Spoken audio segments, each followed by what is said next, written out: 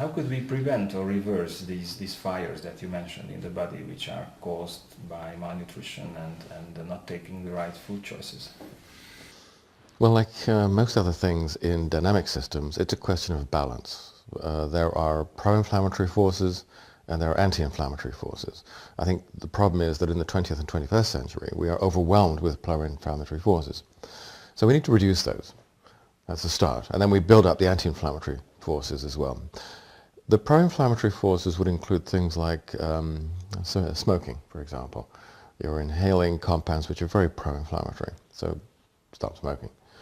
A sedentary lifestyle appears to be pro-inflammatory, and many of us do not take enough exercise. So moderate levels of physical activity are important.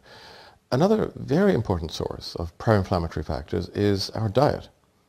A diet which, thanks to the industrialization of food processing, has an omega-6 to 3 ratio, which is excessively high.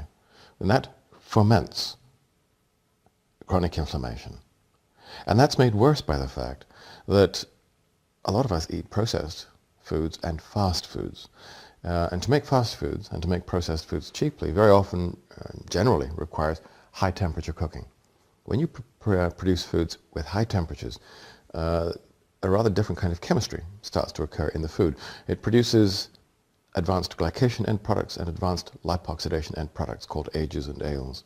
And so when we eat those, they create pro-inflammatory climate in the body as well.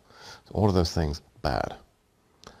The anti-inflammatory components that we should increase include the beta-glucans, the 1,3,1,6 beta-glucans, which act at the level of the innate immune system, making it more effective, so that infections are less likely to continue grumbling on for long periods of time, which is chronic inflammation. An effective acute inflammatory response, like the response to a bee sting, that's healthy. The beta-glucans help that.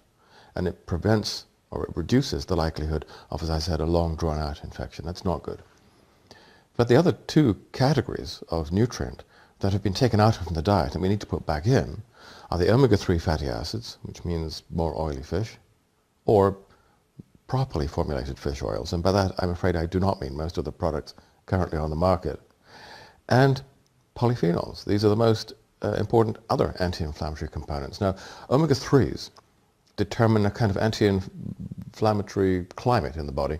The polyphenols give you anti-inflammatory weather. They're acting in the short term. Put the two together and you damp the fires. So you take away the negative things, increase the positive things, and you move the needle from pro-inflammatory to anti-inflammatory. It's a lifestyle shift, fundamentally. Once you do that, your risk of acquiring one of the degenerative diseases is reduced. By how much? Well, the Victorian data says by over 90%, which means we can close down hospitals and put a lot of doctors out of business.